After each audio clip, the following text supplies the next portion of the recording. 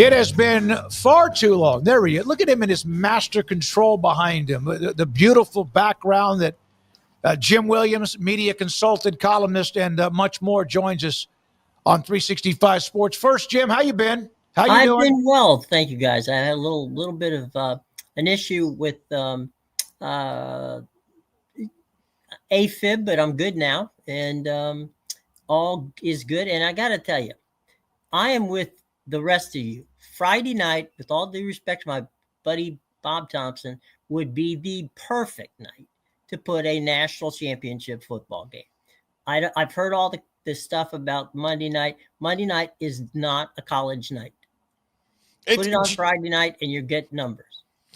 Jim, it's not. And here's the other thing that's kind of contradictory to that. They're pushing games to Friday night all through the regular season anyway, and there's a playoff game on Friday night. Right. So why not? And the part, I don't know, was it Craig that said it? Maybe you, Paul, that said that what happens is you lose the water cooler stuff, right? The moment the game's over on Monday night, you're into, well, what's going to happen, next week with the AFC and NFC championship games. Well, okay. Yeah. Why not, Jim? That's my whole point. I mean, maybe it is just a graveyard, but why not at least try it? If the numbers aren't great, well, you're still going to get numbers. It's just not. Maybe they lose. How do we know it's not going to be good? Well, we don't. We don't. And the NFL used to always be on just Sundays, and they did Mondays, and they said Sunday nights. Now they're all basically every day. Hell, if they could be, they'd be on Tuesday. Well, look at this, guys. Everybody said Thursday night was a killer night, okay, on television. I mean, massive numbers. Yet the NFL decided to go on Thursday night. And they went up against young Sheldon, and they went up against a number of different things over the years. And they didn't, nobody seemed to blink at those eyeballs that they got. No, Jim, that's true. What do you think? What do you think it's going to take media-wise for them to shake things up, especially with the next iteration of this contract coming in a year of what the playoff is going to be? I don't know. I think part of the problem is we've got guys who have been in this business and have not progressed at all. I'm not talking about Bob. Bob, you're fine. But they don't understand the audience any longer. They've lost that. They're taking a traditional thought process and using it in a world that no longer exists.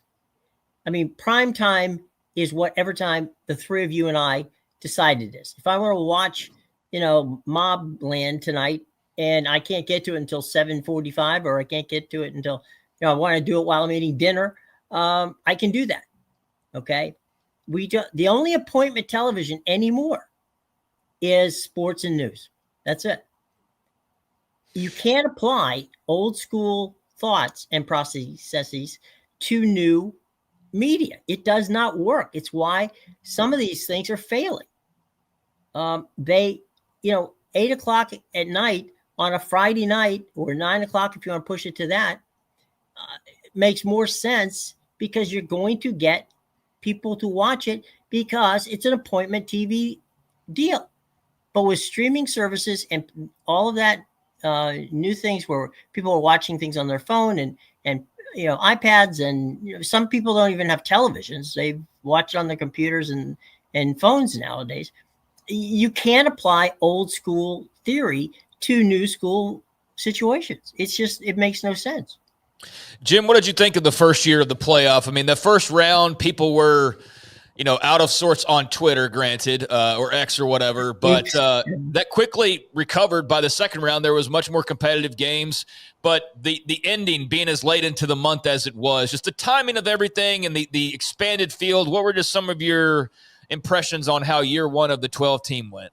I didn't particularly like it, and I love college football, but it just seemed to be so bizarre from a standpoint of it just didn't make any sense.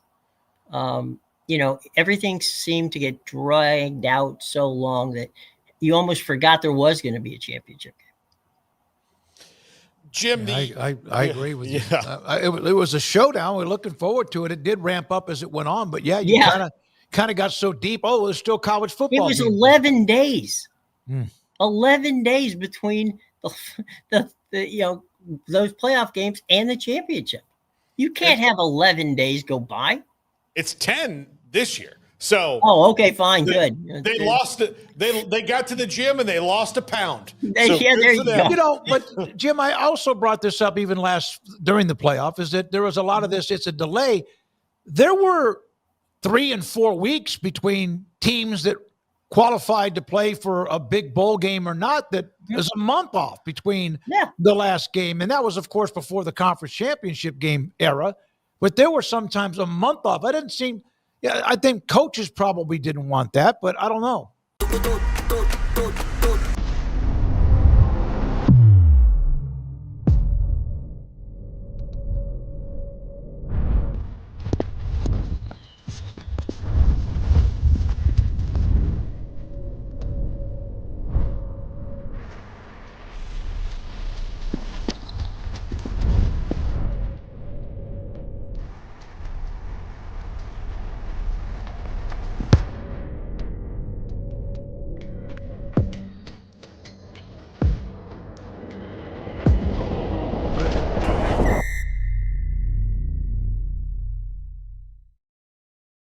No, I mean, kids graduate. I mean, it's fine.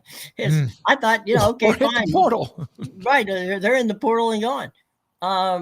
But no, there was way too much time. And, don't get me started on the situation where players opt out of bowl games because they don't want to get hurt for the NFL. But no, I mean, you're right, Smokey, that it seemed like, the Chinese water torture situation from the time the college football season ended to the time it actually ended in a championship. Jim, what do you think about moving the start date of the whole season up so we're also not ending, January 19th, 20th, 21st? I'd be fine with that. I'd be fine with starting the season at the last week or last 2 weeks of August if they would go that route. There's no TV that says that would be a bad time to start, right? No, because look, the only thing you're up against at that point is baseball. You're not up against the NBA. You're not up against the NHL. You're up against, in some regards, maybe preseason football.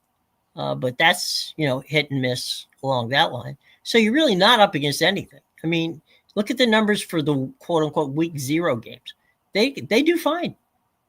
But again, Paul, you're applying, forward thinking logic that right now sports people who are presidents of the sports divisions in television just simply don't seem to want to think about.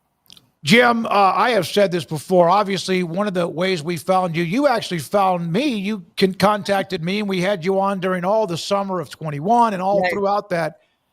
And then things have settled down, although the Pac-12 is trying to figure out another team or whoever.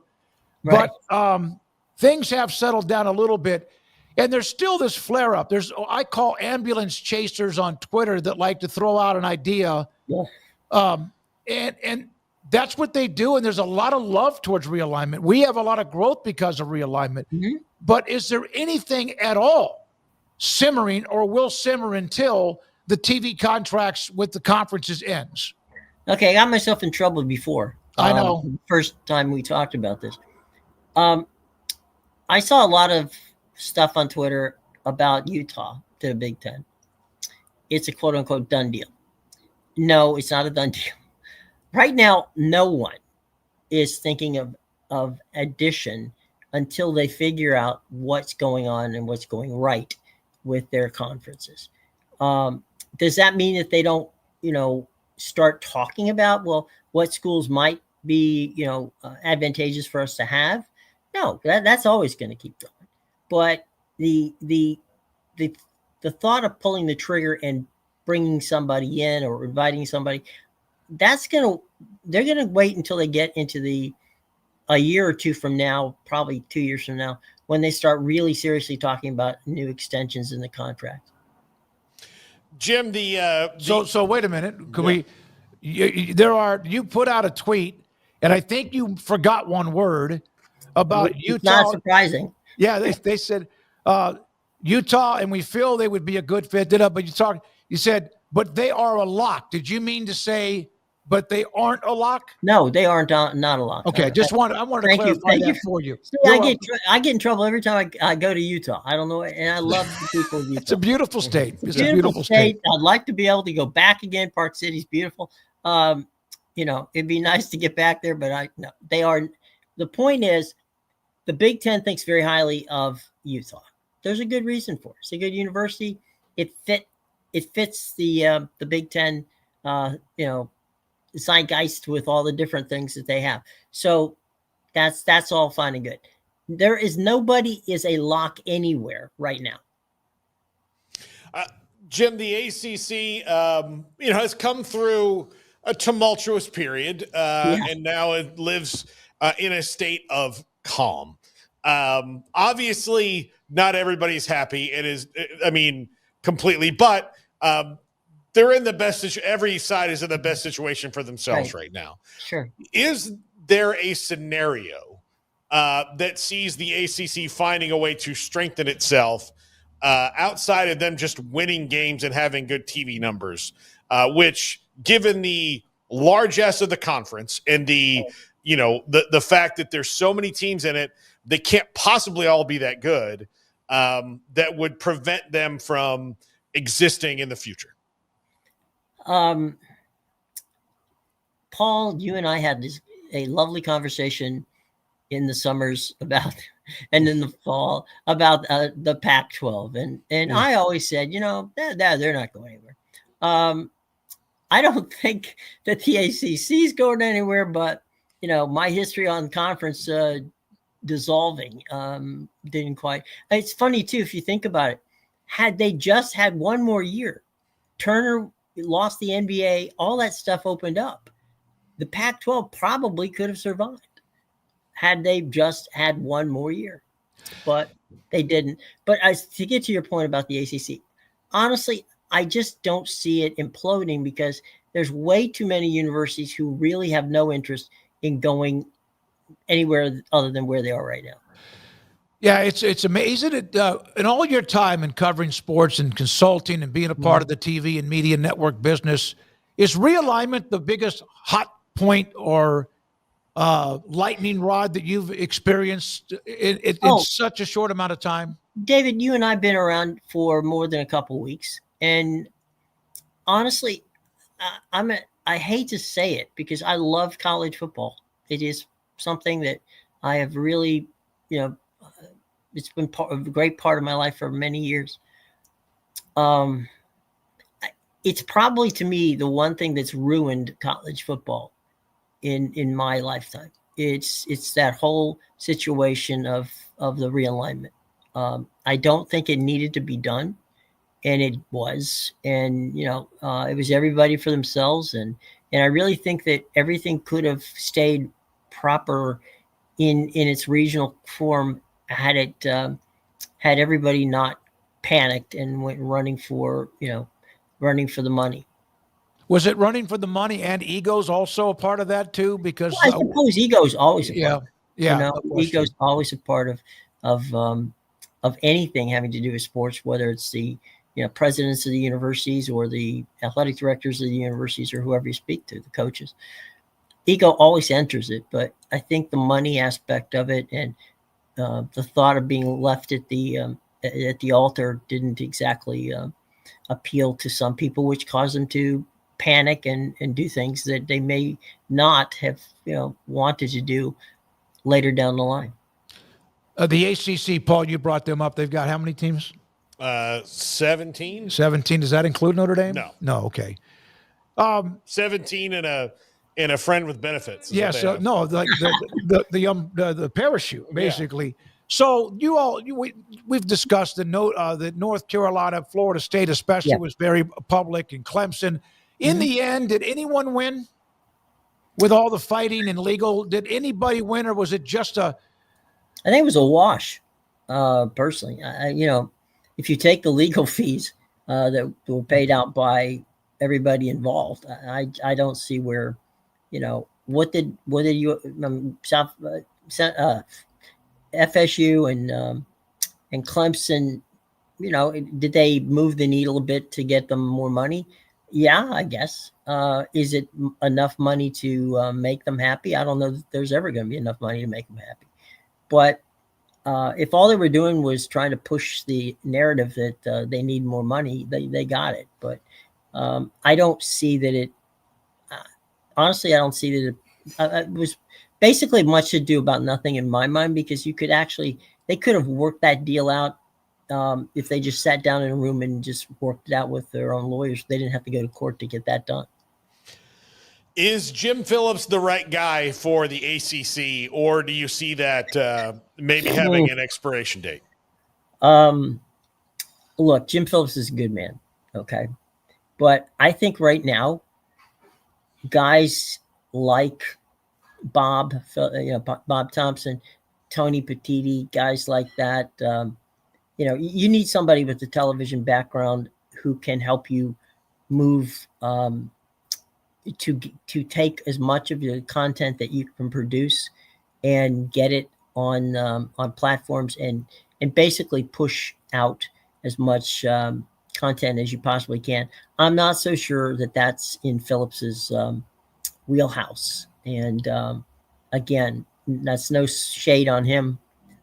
They picked him because he was good at putting together sports departments. And if you were to go back 10 years and say, okay, I need a commissioner, he's your guy. But, times have changed. And if you look at what the Big Ten did, if you look at what obviously the Big 12 did, they went out, they got people who understood that not just TV, but all different types of media. That was very helpful. So I honestly think that right now that what the ACC, if they're going to replace the Jim, needs to do is go out and find themselves somebody who can help them in the marketing of the conference as it is with regard to television and streaming, and get as much content out there as it possibly can. Brett Yormark came in like a Doberman, or maybe it was a pit bull, or someone that could be an attack dog. Yeah. And you thought, okay, this is a new sheriff in town. Bowlesby, despite some mistakes and obviously not paying attention to what was going on, and I don't know who would have known about Texas and Oklahoma, but maybe he should have, was able to react quick enough. That's how you and I got to know each other, with BYU and Houston and Cincinnati and also, UCF. UCF, yeah. Where is he now? It seemed like, because the other Power Four conferences, the ACC and also the Big 12, have kind of given a little bit to these mega conferences with all the power. Right. And maybe they had to, Jim, about college football, automatic qualifiers, this and that. Where would you say Yormark is on a scale of 1 to 10 based on how he started and where he is now and where the Big 12 sits? You mean in what regard? Has he done everything you thought he would? Say 8. Has he backed down a little bit? I think he's at an 8 out of 10. He did everything he could for the conference. There's only so much you can do, and I think that Brett, used was wise early on and got what he wanted, and ended up probably getting more than he thought. So, I would say, yeah, I mean, 8 out of 10 for him. I'm not going to give him a 10 because nobody gets a 10 at this point. But Brett I think of what would have happened to the conference had he not been there. I mean, at the absolute worst, and I think Bowlesby doesn't get enough credit for this, he did backfill really quick, bringing in Cincinnati, UCF, Houston, and now I'm forgetting the other team. Who was the other team? Cincinnati. So yeah, I mean, he did. Bowlesby set that up, and then Yormark was, shrewd enough to jump into the ESPN deal and get that taken care of. So, all in all, I would have to say, without question, that he did a very good job. And then, there's only so much you can do, and and he's always thinking outside the box. So yeah, I'd give him an 8 out of 10. I mean, he's done a lot. Of the 4 schools that were added when they needed to react to Texas OU, because that was like, I mean, we've had ADs, presidents look around the room and like, if they could have done it in reverse order with the 4 that came in, Arizona State, Utah, and Colorado, of those 4 that came in the second time, Right. which of those 4 is the better 4? Would it have been the ones from the Pac-12 that joined? I'm not trying to demean any of the schools, it's good that they're part of it. In fairness, you would have to say the 4 from the Pac-12, because they had the pedigrees, right? They already had Arizona had national basketball championships. Utah and Colorado were on the rise, especially with Colorado getting Dion. So yeah, I mean, they were far more established than Cincinnati, UCF, Houston, and Cincinnati. But no, as you say, no shade on those other 4 schools. But if he only could have taken 4 schools, would it have been the Pac-12 over the ones that were promoted from outside? You'd have to say the Pac-12, because he also got the markets that went with him. Yeah, and again, it's a timing thing. They weren't really available at the time.